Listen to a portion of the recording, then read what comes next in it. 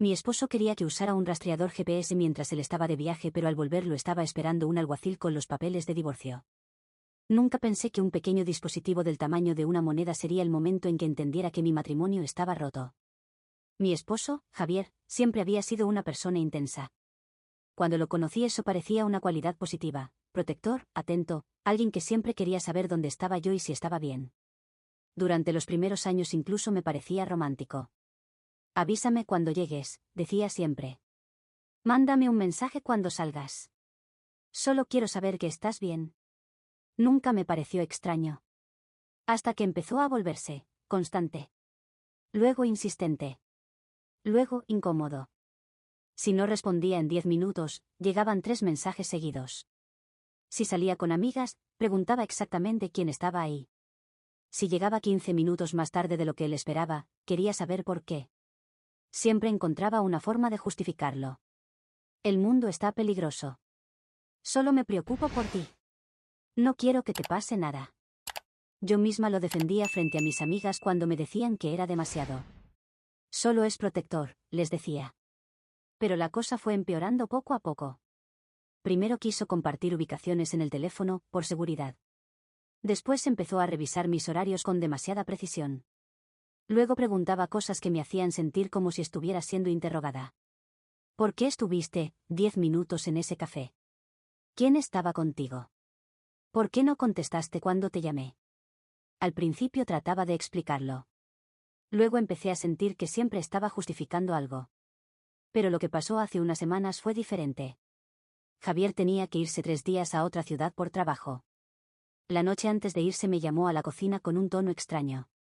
Quiero mostrarte algo. Sacó una pequeña caja de su mochila. Dentro había un rastreador GPS.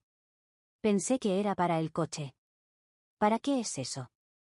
Sonrió de una forma que me incomodó. Para tu seguridad. Sentí un escalofrío inmediato. ¿Mi seguridad? Sí, respondió. Así puedo saber que estás bien mientras estoy fuera. No respondí inmediatamente porque pensé que estaba bromeando. Pero no lo estaba. Quiero que lo lleves contigo estos días. Sentí como si el aire se volviera más pesado en la habitación. ¿Quieres que lleve un rastreador? No es gran cosa. Sí lo es. Su expresión cambió un poco. Si no tienes nada que ocultar, no debería molestarte. Esa frase fue el momento en que algo dentro de mí se rompió. Porque ya no se trataba de preocupación. Se trataba de control. Pero lo que Javier no sabía esa noche era que mientras él planeaba seguir controlando cada uno de mis movimientos, yo ya había tomado una decisión. Y 3 días después, cuando regresó de su viaje de negocios, no fue el rastreador lo que terminó controlando su vida. Fue el alguacil que estaba esperando en la puerta para entregarle los papeles de divorcio. Y la forma en que reaccionó fue exactamente lo que confirmó que estaba haciendo lo correcto. Después de que Javier puso el rastreador sobre la mesa, me quedé mirándolo unos segundos. Era un objeto pequeño, casi insignificante. Pero lo que representaba era enorme. No voy a usar eso, dije finalmente. Su sonrisa desapareció. No fue una reacción explosiva, pero sí esa expresión fría que aparece cuando alguien siente que está perdiendo control sobre una situación. ¿Por qué no? Porque no soy un adolescente que necesita supervisión. Se cruzó de brazos. Solo quiero saber que estás segura. Negué con la cabeza. No. ¿Quieres saber dónde estoy todo el tiempo? Hubo silencio. Durante unos segundos ninguno de los dos habló. Finalmente dijo algo que ya había escuchado antes. Si no tienes nada que ocultar, esto no debería ser un problema. La frase volvió a caer como una piedra. Esa lógica siempre me había molestado. Porque convertía la confianza en una especie de prueba constante. El problema no es ocultar algo, respondí. El problema es que no confías en mí. Javier suspiró, como si yo estuviera exagerando. Estás haciendo un drama por algo pequeño. No es pequeño. La conversación terminó ahí. No porque estuviéramos de acuerdo, sino porque Javier decidió que no valía la pena seguir discutiendo. Tomó el rastreador, lo dejó otra vez dentro de la caja y dijo algo antes de irse a dormir. Piénsalo. Pero yo ya lo había pensado. Durante años. Esa noche casi no dormí. Porque cuando empiezas a mirar hacia atrás con claridad, empiezas a ver cosas que antes habías normalizado. Los mensajes constantes. Las preguntas. Las discusiones cuando salía sin avisar exactamente a dónde iba. Las veces que revisaba mi teléfono, por casualidad. No era protección. Era control. A la mañana siguiente Javier se fue al aeropuerto. Antes de salir volvió a mencionar el rastreador. Deberías llevarlo contigo, dijo mientras se ponía la chaqueta. No lo voy a hacer. Me miró durante unos segundos. Luego simplemente se fue. Cuando cerró la puerta, me quedé sola en la casa. Y fue en ese momento cuando tomé el teléfono y llamé a alguien con quien llevaba tiempo pensando en hablar. Un abogado. La conversación fue larga. Le expliqué cómo había sido mi matrimonio durante los últimos años. No hubo violencia física, pero sí un patrón claro de control, presión emocional y manipulación. El abogado me escuchó con mucha calma. Cuando terminé, me hizo una pregunta directa. ¿Quiere terminar el matrimonio? Miré alrededor de la casa. Silenciosa. Tensa. Como siempre había estado. Sí. Entonces me explicó algo muy simple. Podíamos empezar el proceso inmediatamente. Preparar los documentos. Y esperar el momento adecuado para entregarlos. Colgué el teléfono sintiendo algo que no había sentido en mucho tiempo. Tranquilidad. Durante los siguientes 2 días preparé todo. Documentos. Finanzas. Copias de seguridad de mis cosas importantes. Y finalmente los papeles de divorcio. Solo quedaba una cosa por decidir. ¿Cuándo entregarlos? Porque Javier regresaba de su viaje el jueves por la tarde. Y yo sabía exactamente cómo quería que ocurriera. No iba a ser una discusión. No iba a ser una pelea en la cocina. Cuando llegara a casa. Alguien más iba a tener esa conversación por mí. Un alguacil. Y lo que ocurrió cuando Javier vio esos papeles. Fue la confirmación definitiva de que había tomado la decisión correcta. El jueves llegó más rápido de lo que esperaba. Durante esos días no hablé mucho con Javier. Él me enviaba mensajes normales, como si nada hubiera pasado. Preguntaba si había comido, si todo estaba bien en casa, si había recordado hacer algunas cosas que normalmente él controlaba. No mencionó el rastreador otra vez. Pero tampoco mencionó la discusión. Era su forma habitual de manejar los conflictos, ignorarlos hasta que parecieran desaparecer. Mientras tanto, yo estaba ocupada en otras cosas. Mi abogado había preparado todos los documentos del divorcio. Habíamos revisado las finanzas, las cuentas compartidas y los papeles de la casa. También me explicó cómo funcionaría la entrega formal de los documentos. Un alguacil sería quien se los entregaría. No yo. Eso evitaba discusiones innecesarias y aseguraba que todo quedara registrado legalmente. Solo había que elegir el momento.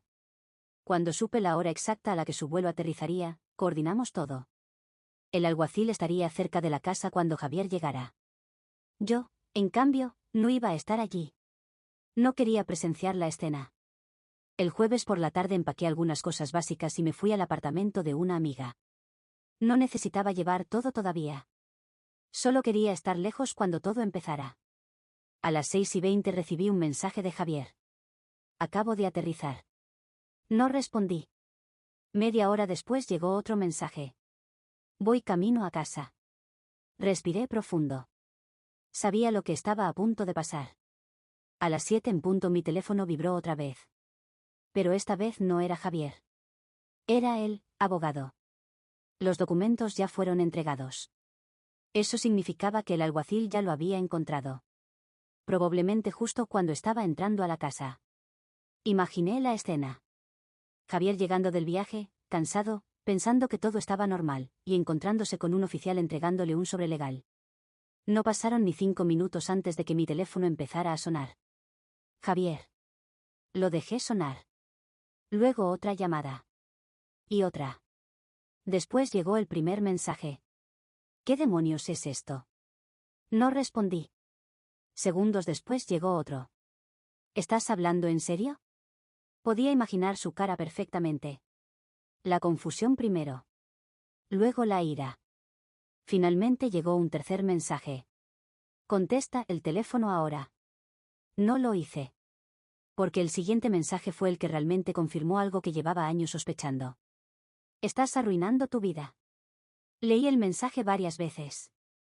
Y en lugar de sentir miedo o culpa, sentí algo muy diferente. Alivio. Porque en ese momento entendí algo con absoluta claridad. Un matrimonio donde alguien necesita rastrearte para sentirse tranquilo. Ya está roto. Pero lo que no esperaba era la forma en que Javier reaccionó durante los siguientes minutos. Porque según me contó después el propio alguacil, cuando Javier terminó de leer los papeles, perdió completamente el control. Y eso terminó confirmando, frente a un testigo oficial, exactamente por qué yo había decidido irme. Actualización 1. No respondí a ninguna de las llamadas de Javier esa noche. El teléfono vibró tantas veces que terminé poniéndolo en silencio y dejándolo sobre la mesa. Mi amiga estaba sentada frente a mí en el sofá, mirándome con una mezcla de preocupación y curiosidad. ¿Es él?, preguntó. Asentí. No necesitaba decir nada más. Pasaron unos minutos en silencio hasta que el teléfono volvió a vibrar, pero esta vez no era Javier. Era el número del alguacil. Contesté. Buenas noches, dijo con un tono tranquilo. Solo llamo para confirmar que los documentos fueron entregados correctamente. Sí, respondí. Gracias. Hubo una pequeña pausa antes de que añadiera algo más. También quería informarle que su esposo reaccionó, de forma bastante intensa. No me sorprendió demasiado. ¿Intensa cómo? El hombre dudó un segundo antes de responder. Al principio pensó que era una broma. Luego empezó a levantar la voz. Eso tampoco me sorprendía. Javier odiaba sentirse fuera de control. Después de leer los papeles empezó a gritar, continuó el alguacil. Dijo varias cosas sobre usted. Respiré profundo. ¿Qué tipo de cosas? Que usted estaba arruinando su vida, que alguien la estaba manipulando y que esto no iba a pasar. Exactamente lo que esperaba. Pero el alguacil añadió algo más. Intentó impedir que me fuera con los documentos firmados. Fruncí el ceño. ¿Qué quiere decir? Intentó arrebatarme los papeles. Me quedé en silencio. Tuve que advertirle que estaba interfiriendo con un proceso legal, explicó el alguacil con calma. Mi amiga levantó la mirada cuando vio mi expresión. ¿Qué pasó?, susurró. Le hice un gesto para esperar. ¿Se calmó?, pregunté. Eventualmente. La palabra eventualmente no sonaba muy tranquilizadora. Pero antes golpeó la puerta de la casa varias veces y gritó durante un rato. Cerré los ojos un segundo. No por miedo, sino porque esa reacción era exactamente lo que había estado intentando explicar durante años cuando hablaba con amigas o familiares. Javier no sabía manejar la pérdida de control. Nunca lo había sabido. Quería que usted supiera lo ocurrido porque quedó registrado en el reporte, añadió el alguacil. Eso era importante. Muy importante. Porque significaba que ahora existía un registro oficial de su reacción. Gracias por avisarme. Colgué el teléfono y mi amiga me miró con preocupación. ¿Qué hizo? Lo que siempre hace cuando no consigue lo que quiere. ¿Y ahora?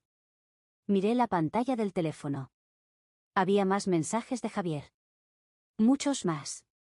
Pero uno en particular me llamó la atención. No puedes hacer esto sin hablar conmigo. Suspiré. Ahora empieza lo difícil. Porque aunque los papeles ya estaban entregados, la historia con Javier estaba muy lejos de terminar. Y lo que ocurrió al día siguiente fue cuando realmente entendí hasta dónde estaba dispuesto a llegar para recuperar el control que acababa de perder. A la mañana siguiente desperté con más de 30 mensajes de Javier. No exagero. 30. Algunos eran largos, otros eran solo frases cortas escritas con evidente enojo. Los primeros eran furiosos. Los últimos eran muy diferentes. El primero que abrí decía: ¿de verdad hiciste esto mientras yo estaba fuera? El segundo era más agresivo. ¿Quién te está metiendo ideas en la cabeza? Luego vinieron otros. Tenemos que hablar. No puedes tomar una decisión así sola. Esto es ridículo. Mi amiga me miró desde la cocina mientras tomaba café. ¿Siguen llegando? Asentí. Pero lo que más me llamó la atención fue cómo cambiaba el tono de los mensajes. Después de la rabia, llegó algo más. Podemos arreglar esto. Luego. Si hice algo que te molestó, lo hablamos. Y finalmente uno que casi me hizo suspirar. Sabes que solo quería cuidarte. Esa frase era exactamente el problema. Durante años Javier había envuelto su control dentro de la palabra cuidado. Pero cuidado no significa rastrear a tu pareja. Cuidado no significa revisar su teléfono. Cuidado no significa exigir saber cada lugar al que va. Dejé el teléfono sobre la mesa. ¿Vas a contestar?, preguntó mi amiga. Negué con la cabeza. No hoy. Pero no hizo falta que yo respondiera. Porque al mediodía recibí otra llamada. Esta vez era mi abogado. Necesitamos hablar, dijo. Mi estómago se tensó un poco. ¿Qué pasó? Tu esposo me llamó. Eso me sorprendió. ¿A usted? Sí. Me senté en el sofá. ¿Qué dijo? El abogado soltó un pequeño suspiro antes de responder. Primero intentó convencerme de que usted estaba siendo manipulada por alguien. No me sorprendía. Luego dijo que este divorcio no iba a ocurrir. Eso sí me hizo fruncir el ceño. ¿Qué significa eso? Significa que está intentando intimidar el proceso. Hubo una pequeña pausa. Pero también dijo algo más que quiero que sepas. ¿Qué? El abogado dudó un momento. Dijo que si no hablas con él, irá a buscarte. Sentí un pequeño escalofrío. No porque pensara que Javier iba a hacer algo violento. Pero porque sabía exactamente cómo funcionaba su mente. Cuando sentía que perdía control sobre una situación, hacía cualquier cosa para recuperarlo. ¿Sabe dónde estoy?, pregunté. No. Respiré con alivio. Pero probablemente lo intentará averiguar. Miré el teléfono otra vez. Había otro mensaje nuevo de Javier. Uno muy corto. Tenemos que hablar hoy. Y por primera vez desde que empezó todo. Sentí que la verdadera confrontación con Javier todavía estaba por llegar. Porque si algo sabía de él, era que no aceptaba fácilmente que alguien le dijera no. Actualización 2. Ese mismo día por la tarde decidí hacer algo que mi abogado me había recomendado desde el principio. No responder. No discutir. No entrar en ninguna conversación directa con Javier. Cada mensaje que él enviaba, cada llamada que hacía, quedaba registrado. Y en un proceso de divorcio, especialmente cuando hay comportamientos controladores documentados, ese tipo de registro puede decir mucho más que cualquier discusión emocional. Aún así, el teléfono siguió vibrando durante horas. Mensajes más largos. Más desesperados. Algunos intentando sonar razonables. Otros claramente llenos de frustración. Pero hubo uno que realmente me hizo detenerme. Voy a pasar por la casa esta noche. Tenemos que hablar como adultos. Leí el mensaje varias veces. La casa a la que se refería era la que compartíamos. Yo no estaba allí. Y no pensaba ir. Mi abogado había sido muy claro con algo importante. Cuando una situación empieza a escalar emocionalmente, lo mejor es evitar cualquier encuentro directo hasta que todo esté manejado legalmente. Especialmente cuando ya hay señales de pérdida de control. Recordé lo que el alguacil había dicho la noche anterior. Cómo Javier había reaccionado cuando recibió los papeles. Golpear la puerta. Gritar. Intentar quitarle los documentos. Ese comportamiento ya estaba registrado oficialmente. No tenía ningún sentido ponerme en una situación donde esa reacción pudiera repetirse conmigo. Así que simplemente dejé el mensaje sin responder. Un par de horas después recibí una llamada de un número desconocido. Contesté con cautela. ¿Señora? Sí. Habla el oficial Martínez. Mi corazón dio un pequeño salto. ¿Qué ocurre? Estamos frente a su residencia. Sentí como el estómago se tensaba. ¿Qué pasó? Su esposo está aquí. Los vecinos reportaron gritos. Cerré los ojos por un segundo. No era exactamente una sorpresa. ¿Está todo bien?, pregunté. Sí. Solo queríamos confirmar si usted se encuentra en la propiedad. No. Hubo un breve silencio.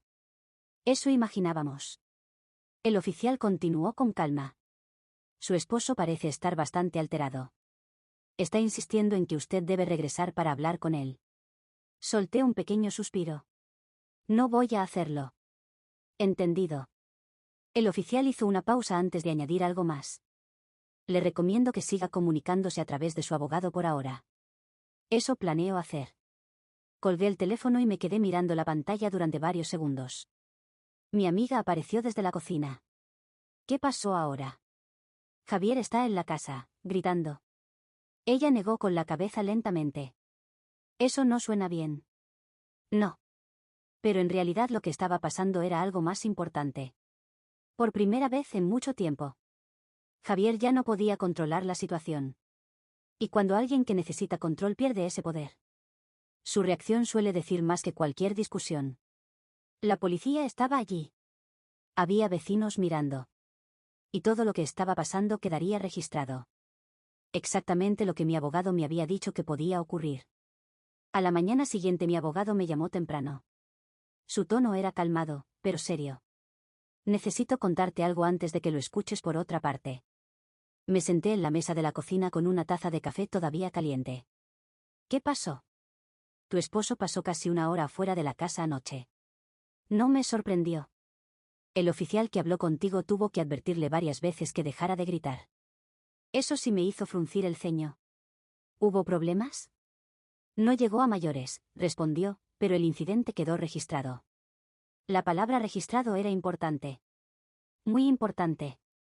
Porque cada uno de esos eventos empezaba a construir una imagen muy clara del comportamiento de Javier. Los vecinos hicieron una queja formal por disturbio, añadió el abogado. Respiré profundamente. ¿Eso me afecta a mí? No. Hizo una pequeña pausa.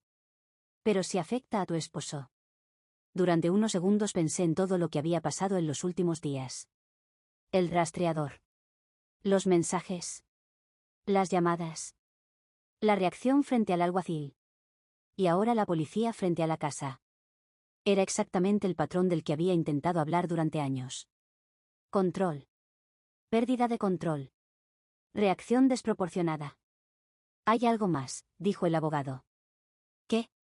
Voy a solicitar una orden temporal para que cualquier comunicación pase únicamente a través de los abogados.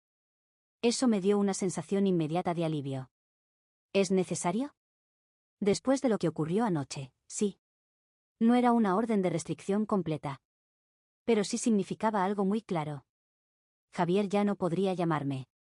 Ni enviarme mensajes. Ni presentarse inesperadamente para exigir una conversación. Todo tendría que pasar por vías legales. Cuando colgué el teléfono me quedé mirando por la ventana durante un momento. Era una mañana tranquila. Silenciosa. Muy diferente al ambiente que había existido en mi matrimonio durante los últimos años. Mi amiga se acercó.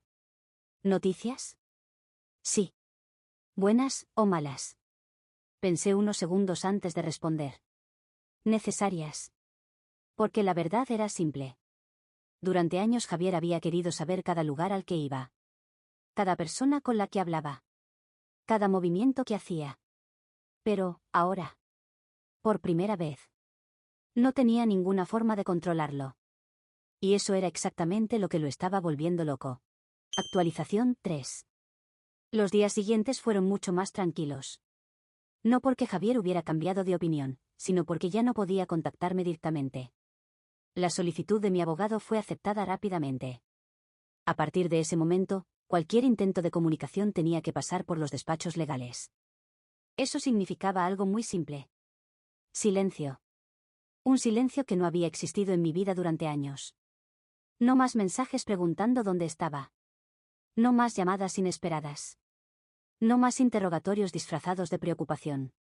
La primera vez que me di cuenta de lo diferente que se sentía, estaba caminando por la calle con una amiga.